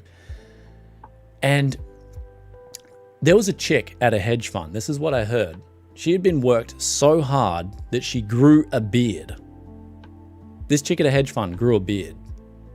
So that's the kind of crap that goes on. Where's the regulations here, man? I'm pretty sure that anyway, the whole GameStop thing, it's opened up a big loophole, and there needs to be, like, you know, that's what, when people say that someone needs to go to jail for this, yeah, it's not someone at WallStreetBets. It's someone at the brokers or someone at the hedge funds when they put out their articles. And then, you know, this is the thing. This is why I think GameStop went so high. The person went out on Twitter or something. He was making a live stream saying why GameStop's going to go back down to $20. Of course, and then he's like touting Reddit. He's allowed to throw shade at a whole subreddit, yet when they come back and throw shade at him, it's suddenly a problem. it's suddenly a problem. So that's the whole situation right there. It's a messy situation, but I will say with the brokers, one thing they're not telling you is that they will go broke over this whole ordeal if they allow people to keep buying up the GameStop stock and keep holding on to it. So that's what's going to happen now. You're going to see some serious crap go down, and I've never seen anything like this before. VW was an anomaly back in the past. VW was hedge fund versus rich Porsche. It was rich man versus rich man. This time around, it's a whole community of pissed off people versus the hedge fund. And the pissed off people aren't stopping. They're not letting them tap out. They're not saying, look, you've had enough. That's the anger. What you're seeing with GameStop is people speaking. They're angry. And they're angry for all this crap that has gone on in the last 14 years. Everything that's gone on since 2007. People are just angry about it. And no one's addressed it. And as they said in The Big Short, if you guys haven't seen the Big Short movie, if you guys haven't seen that movie, at the end, what they said at the end of that movie was so true. Who was held accountable for the 2008 collapse? I think one poor schmuck went to jail. One guy, some young dude, went to jail over it all. Like, what? 2008, there should have been a lot more people accountable for that. One person went to jail. One person. And that's what they said. Nothing was fixed from 2008. Nothing was fixed. And I think that anger is flowing through now in 2021. People don't forget, man. They don't move on. They don't move on when, and I feel like, I didn't move on. I lost all my savings. And I remember at the time, I was so stressed. I'd go to work. I was working as an English teacher in Japan. And I'd go to work, man. And that 30 grand, that was so much to me, man. It is so much to me. That was all my hard work. And I'd lost it all for some BS articles out there where no one held any accountability. So there it is. That's if you want to know about the GameStop, the whole ordeal with short squeeze, infinite squeeze, and gamma squeeze, all the technicalities there. But Moving Frag, donate $5. Thank you so much. Short selling was an instrument to correct hype stocks to reduce risk of bubble bust, but since then it is abused for profit and now is a problem. Yes, that's exactly right. Traditionally a hedge fund was a good thing back in the day. Now, since the 90s, there's so much corruption. And another thing that goes on? I bet you guys haven't heard of this one before. Another thing that goes on with these companies? Hedge funds will pump the stock. They'll buy into the stock. They'll then run a heap of laundered money through the company. Earnings will suddenly get a massive surprise earnings season. And then they'll sell the stock, dump it on the market. There's so much dodgy crap that goes on in the stock market. It's not funny. So that's what goes on. And it's like, you're like, wow, that crap goes on. You're like, yeah, because the whole system's corrupt. And it's like, and that's the funny thing. And when it's suddenly corrupt in favor of the people, it's suddenly a problem, isn't it? And that's what people are angry about now. They've exposed how the corruption of the system can work in their favor, yet it's suddenly a problem when the money jar is starting spitting out. And I've read some of the stories on the WallStreetBets forums. It's so good that people are making some money off this GameStop stuff and then donating Nintendo Switches to the local hospital, or they're paying off their student funds. And it's just funny, hey, because, hedge funds could have really taken a different course of action over the last 10 years. They could have really fixed things up. But instead, nope. They just got to, as usual with the elite rich people, they just got to keep on taking. And the last stream I talked about, it's funny, I talked about that in the last stream. I had that run-in with that RTX 3090, with that rich guy on the Gold Coast who gave me his word that he would buy my RTX 3090 if I secured him one. And there was a little bit of profit in it for me. Sure, I'm running around getting the graphics card, and I had to secure it off someone I knew up in Ipswich. And then he just turned around and like, nah, forget about it. That's how these people operate, man. They don't care. It's almost like they're emotionally void. And that's the problem. And at the end of the day, a lot of you guys out there would be like, I wish I was rich. And sometimes you don't wish you were rich. I don't think you would want to be rich, because if you had that lack of EQ, that lack of emotion, Imagine the person you would be. You probably couldn't imagine the person you would be if you had that lack of emotions. That emotions is what makes us human. It's what makes us people who care about one another. And instead of going out and making a buck, we'll go over and see our friend who's feeling down at the moment. So don't worry. The actions that make those people elite rich are the same actions that make them bad people.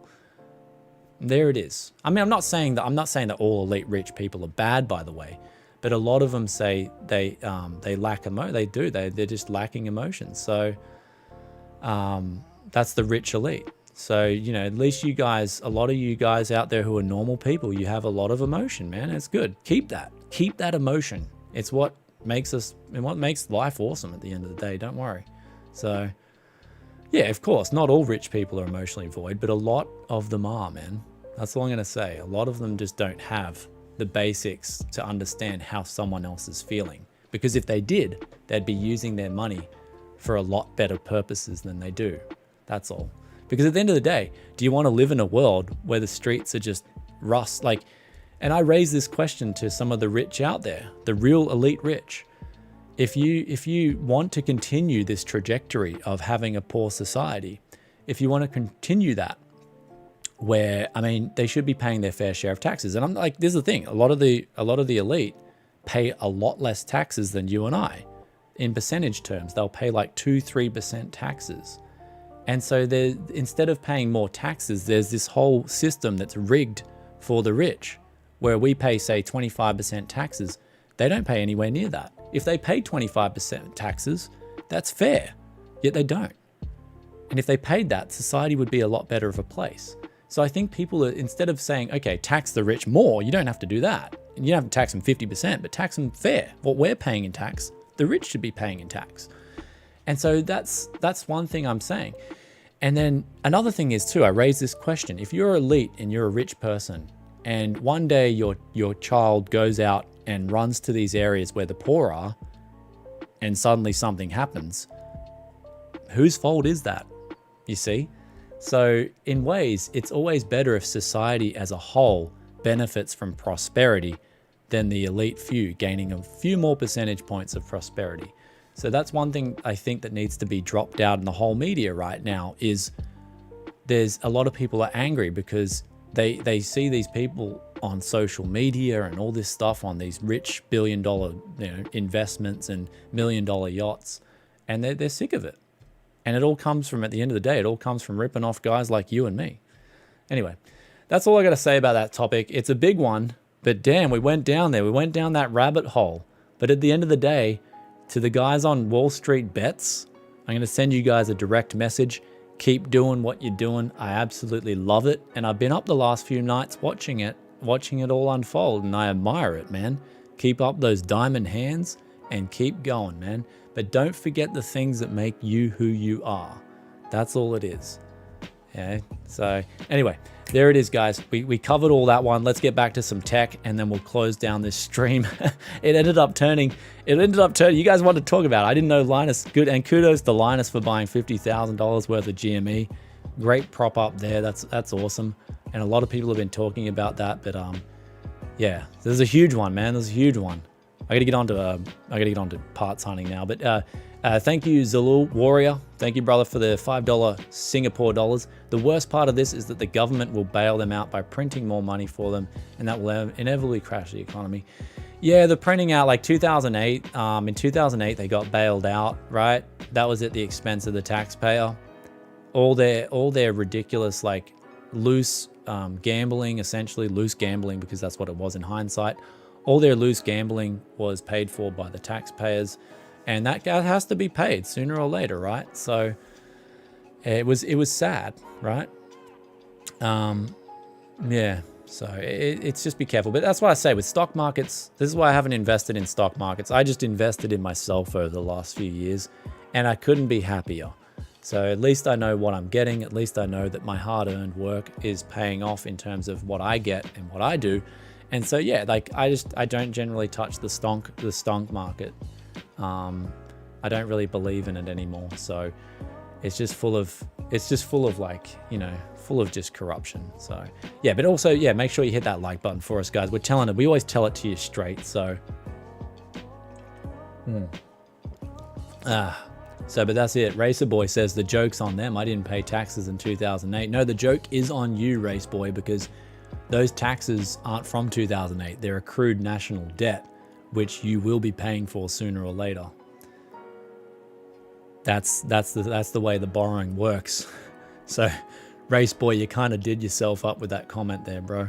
So that's what happens when the borrowing happens. You pay for it later. That's why they say later generations pay for this crap, and they will. So, yeah. Anyway, guys, that was the whole situation. I'm glad I got that off my chest, because in ways I had to vent about that.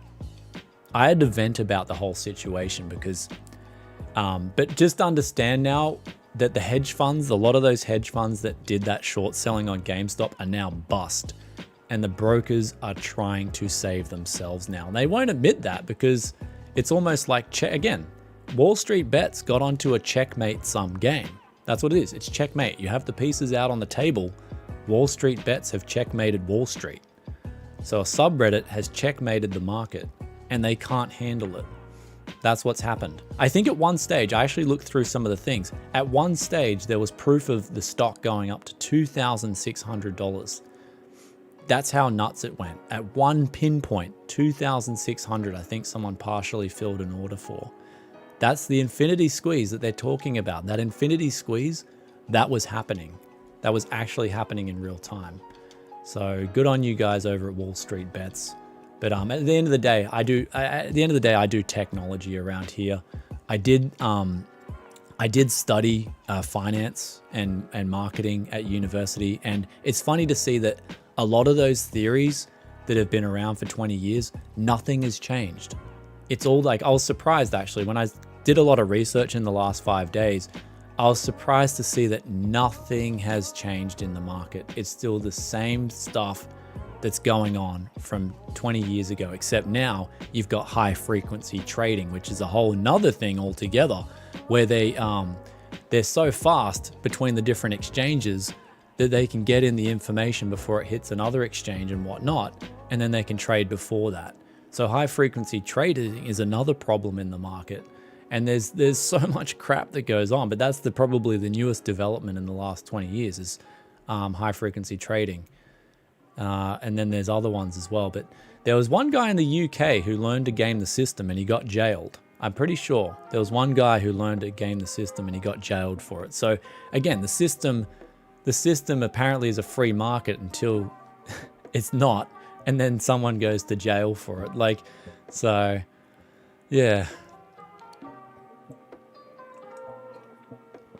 Anyway, Darth Jar Jar, he salutes WallStreetBets as well. But yeah, the whole thing's it's a crooked market, man. So it was it's sad. But yeah, going forward, I don't know. Like again, I'm not going to give you guys investment advice, but I'm just hoping Ethereum crashes because that's directly related to what we do here at Tech Yes City.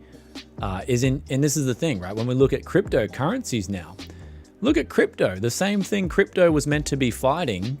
It was meant to be a system of payments. Crypto was meant to be a system of payments that couldn't be interrupted by government.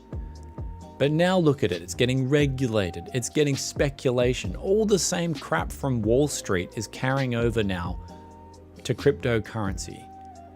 So cryptocurrency now has been infected. It's just another market, just another stock market, really. That's what cryptocurrency is becoming. I mean, institutions, all the hedge funds that you guys hate are now investing in Bitcoin and whatnot. So yeah. So in America, there are 520 billionaires. We've got a good comment here. In America, there are 520 billionaires and around 100,000 millionaires. Wow. Why do we in America allow 100,000 sociopaths to tell 200 million workers what to do? Why do we bend the knee to these sick, yeah. That's a big problem at the moment, man. There's I'd say like, dude, there's a difference between a millionaire and a billionaire. Like a lot of millionaires out there, like I've got some friends who are millionaires and they're lovely people, man. They just worked hard. They worked hard a lot. They made, like they're not elite rich, but they live comfortably. And I think in ways, a lot of us people would love to have a comfortable life. you know, where we could maybe work a part-time job instead of a full, you know, have to work every day. But I think the dream for a lot of people is just to have a comfortable life. So I'd say like a lot of millionaires aren't like, you know, a lot of millionaires would be there because they've worked hard and they haven't partaken in dodgy stuff. But billionaires, like, I mean, yeah, a lot of the billionaire club is just, they're too far from, you know, drawn from reality where they'll just screw people over. So anyway, guys, I love you guys a lot. Just know that Tech S City, we're going to go forward, go back to tech. But yeah, let's get on now. 9400F versus the Ryzen 3500X price point. I'd say the 3500X would be coming in a lot cheaper. I'd go for the 3500X. I love that CPU. When it was $100, I love the 3500X. I don't know what the price is of the 3500X right now, but we'll get back. So yeah, that's the whole thing, right? At the end of the day, I love you guys so much, but with the finance, I'm willing to talk finance if you guys want, but at the end of the day, it's a tech channel. Like, I mean, a lot of us here, a lot of people would be watching and going, I don't even like stocks. I don't even want anything to do with it. But it is an important thing to talk about. So I'm glad instead of making a dedicated video towards it, I'd rather just talk about it in a live stream. But yeah, all the dodgy stuff that goes on in the stock market is just, yeah, it's incredible, man. It's incredible. So make a new channel. Okay. Make a new channel, man. If you guys want to make a finance channel, I can make that. So what I do personally, we got also Marcus Fish, $5 donation. Thanks so much, brother. Just flipped my 60th PC today. Thanks for inspiring me, brother. Awesome news, man. Good stuff. That's huge. 60th PC. Nice, man. Good stuff. That's crazy. Did I lose weight? I guess in the last 2 weeks, I probably have lost a bit of weight. I have been relaxing a little bit in the last 2 weeks as well. So we're going to go full on after this. We're going back. February is going to be the month where I just turn it on again. Turning on the switch. I have been gaming a little bit, been relaxing a little bit, but we got here. I scored an RX 570 for $83 in the last crypto bust. Yeah, like in the last crypto bust, it was great. Hey bro, how's Queensland? Queensland is amazing. I love Queensland. If you're in Australia, come up to Queensland, have a holiday. It's actually funny. This summer has been a lot cooler than other summers. So this summer has been amazing as well. So let's have a look. 3500X. We'll get back to that 3500X question. And see, here's the 3500X. It's 140. You know, man, this CPU, it was coming out. It was hitting at $110. Like, that's why I made that video. Like, that was in 2019, I believe I made that video with the 3500X. I wish I'd bought more 3500Xs. They were like going for $115, $110. And I remember, and this is the funny thing, at the time, people were telling me, they were like, Brian, 3500X for $100 to $115 is an absolute joke, bro. It's terrible. Get a Ryzen 5 2600. I mean, people are buying this thing at $140. The 3500X at $110 was amazing. But we'll check out the 9400F to answer that question. They're pretty similar price. So like if you had to get one or the other and they were a similar price, I would go for the 3500X because you've got the bias towards upgrading. Simple as that. The 9400F, you're stuck on a 300 series Mobo, like complete dead end in terms of a motherboard. So that's my advice there. So anyway, do you know about the biggest crowdfunding game, Star Citizen? Oh man, yeah, I know about Star Citizen. Like, yeah, you guys probably don't want to hear my opinion on that, but there was a guy who was very skeptical from the start and he copped a lot of crap for it, but what he was saying makes sense. And I mean, I don't know what, like, Star Citizen's taken way too long for that, man. That's like, you know, I would say it's not a scam, but I'd say like, it was almost like a scam because the people managed the game so poorly that they never got anything out. Like, I remember at the time in like 2013 or 2014, it was like everyone was talking about Star Citizen and I had my opinions on it. I was like, wow, okay, the demo looks great, but when are you actually going to be able to play the game? When is someone going to be able to play alpha and talk about the alpha, like just an independent source? You know, because I remember when StarCraft 2 was in development and I saw the alpha of that and I was like, oh yeah, the hype is real. That was back in like 2008 or something. I saw some alpha footage for StarCraft 2 and I was like hyped. I was super hyped. So like if you're going to hype a game up that big, show some alpha footage, man. Show some alpha footage. So we never got, like, back in the day, we never really got alpha footage of Star Citizen. And then, like, ever since then, I lost track of it. And I don't know how much, oh man, StarCraft 2 is awesome. It's free to play as well now. StarCraft 2, they've really improved it. Like, you can go play StarCraft 2 for free and jump into the multiplayer. It's actually cracking. Like, I actually played it the other day and I realized, man, I need more StarCraft 2 in my life. It really helps me, like, in terms of, you got to multitask, right? I got to get back into multitasking. So we'll see. Star Citizen, let's have a look here. What's going on with Star Citizen? Robot Space Industries. About the game, download. Oh, they got an alpha out. Okay, they got the Star Citizen alpha package out. Okay. Star Citizen development. I mean, wasn't the alpha meant to be out? Yeah, so they funded the game in 2012. The alpha should have been out, just saying, by like 2015, 2016. Like, I mean, I don't know. Man, okay. Star Citizen, $400 million spent on Star Citizen development. Okay, so Board Gamer, he's like, yo, when are we getting this? Star Citizen. Okay, I'm going to watch his video later on. Let's have a look. Where has the money gone? All right, that one's, I'm going to watch that later after stream. We can watch it together if you guys want. I don't know. I don't know about the copyright laws there, so where has the money gone? So yeah, 3500X is not multi-threaded. The 9400F isn't as well. So I'd recommend, like, at these price points, right? I wonder how much on, like, actually on AliExpress, how much can you get a 10400F for? Like, I looked this up the other day. If you guys are in the US and you want a CPU right now, like, this is where I was saying from yesterday's video. Yesterday's video, $155 for a 10400F. Like, it doesn't even matter about the newer generation stuff. You're getting a 6-core, 12-threaded CPU that is actually good on power consumption. This thing will use up that TDP. So when you're gaming, you're using under 65 watts. This is a really good deal. The 10400F is gonna easily, if you're playing high resolution too, even if you're going for 4K, like 4K OLED 120 Hertz, this CPU will do fine with an RTX 3080, easy, or a 6800 XT, easy. That's how good this CPU is. So that's an amazing buy. I would jump, like, if I was in the US, I'm jumping on it. In Australia, we got it for 220 Aussie dollars.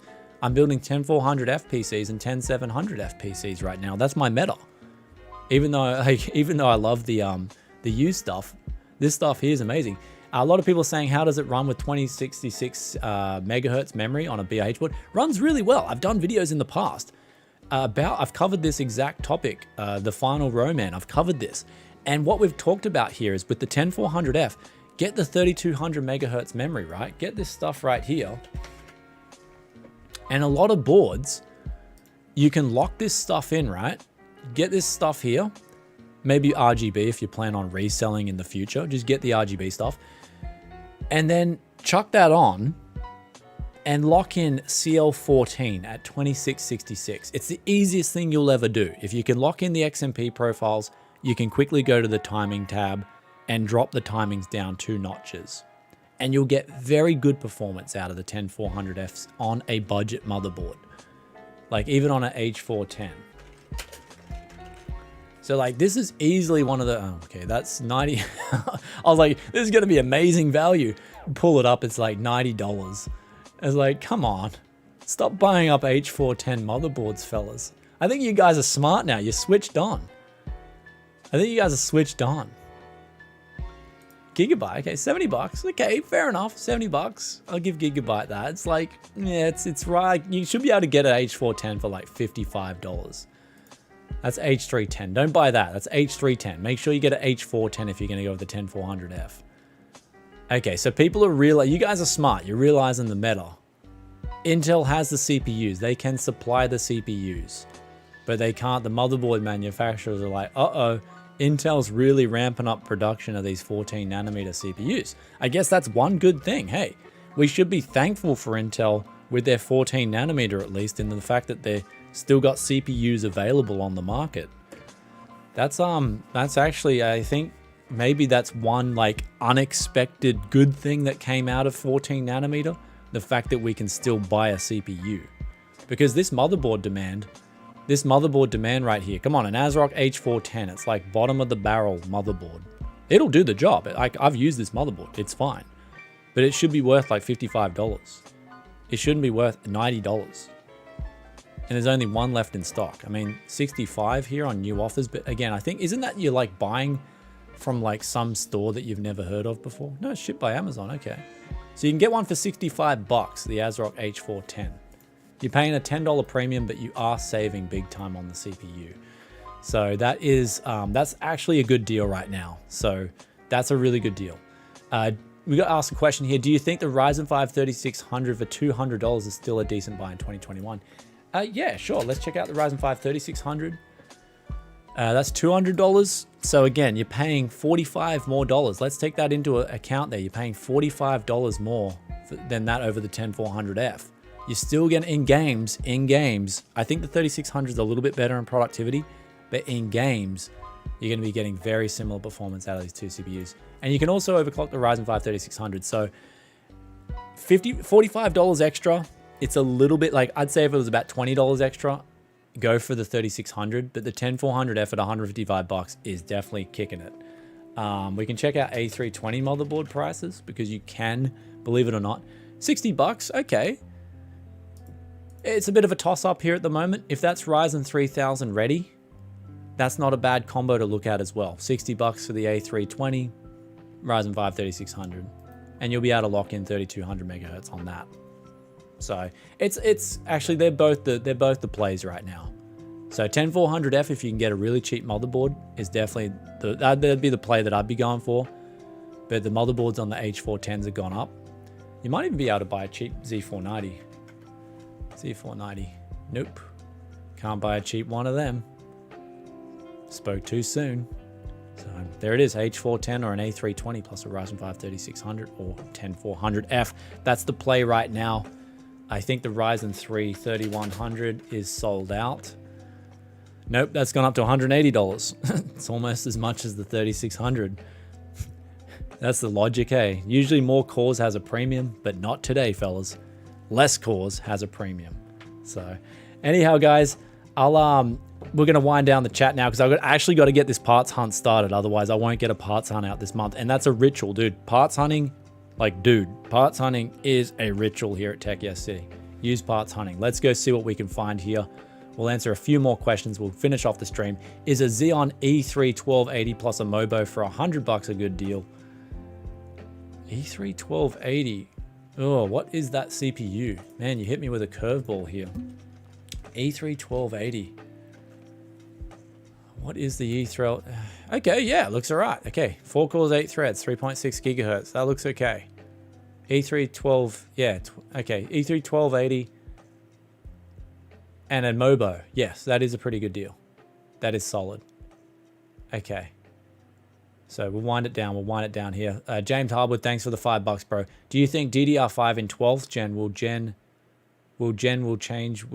Too many wills here, man. I'm getting confused. I just read this message as like will. Change of integrated graphics by relieving the memory bandwidth bottleneck. I flip all the time. Yeah, so that's the integrated graphics is bottlenecked by the DDR4. Exactly. And that's why I said in a previous video when we looked at integrated graphics, don't expect the reason why AMD didn't release the new RDNA 2 on APUs is because there's no point. The DDR4 memory is the bottleneck. They're not like, you're going to be putting in an RDNA 2 GPU and you're going to be like, people are going to be reviewing it, and they're going to be saying, oh, RDNA 2 sucks on the APUs, when it's not the case. The RDNA 2 is good, it's just it needs DDR5. And even then, DDR5 is probably not going to alleviate the problem. Integrated graphics has been checkmated by the speeds of the DDR5 in the sense that you need that fast memory. It gets to a stage where you just need the fast memory, period. And you're not getting it on integrated graphics. So there's that, you know, that's why the consoles went with the designs that they went with. Consoles had to go with GDDR6. So Anyway, there's that. There's that, fellas. We are going to wind down the stream right now. Thank you all for tuning in so much. I love each and every one of you guys. We got some last minute. James Harwood, thanks for the $2 again. So don't keep me on live stream by donating. That's cruel. I gotta get onto parts hunting, or I can buy Dad Man a beer. Have $2 for dealing with that mess of a message. Okay, thanks, man. So yeah, you guys awesome. And I'll tech yes me please. I'll give you guys all love hearts. Don't forget to hit the like button. Make sure you drop a comment after the live stream too. Let's get this video trending a little bit. And stay humble, man. Stay humble. Keep up the peace. We the people, we stick together, man. We're good. Don't remember. So yeah, I saw the Linus chat of him going 50k on GameStop. That's some, man. Linus he's got a big sack to drop that much, eh? I wouldn't drop that much ever on a single stonk. So anyway, I'll catch you guys in the next one. Thanks for tuning in so much. Love each and every one of you guys. And I'll catch you in the parts hunt very soon. So stay tuned. Get ready. We got to use parts hunt. That's it, man. That's it. Stay poor, bro. Stay hungry. Fred Brown, stay poor, stay hungry, man. And you know, metabolism's a good thing for your health. There you go. You wonder why the yes men stay a bit thin and a bit trim. It's because the yes men want to live as long as Dad Man. Dad Man, look, Dad Man's still living long too. Long life is good life. Long life is good life, brothers. Don't forget that. Don't let the stress get to you. Stay humble. Take care of one another. We the people. Well, actually, WallStreetBets, you guys are the real OGs. You guys are the champions in all this. Love that forum. Keep it up. Also, I've had some really good lols out of that forum. Like the fact that you guys don't care about the political correctness is one of the reasons why I'm going to keep going back to that forum. So keep it all up, guys. I think 2021 will hopefully see about some good change because people are getting sick and tired of crap. Anyway, catch you guys next time. Tune in for the used parts hunt that's coming soon. And we'll go hunting. Let's get it on. Peace out for now. And I got to wait 2 seconds as well. So peace out for now. Bye.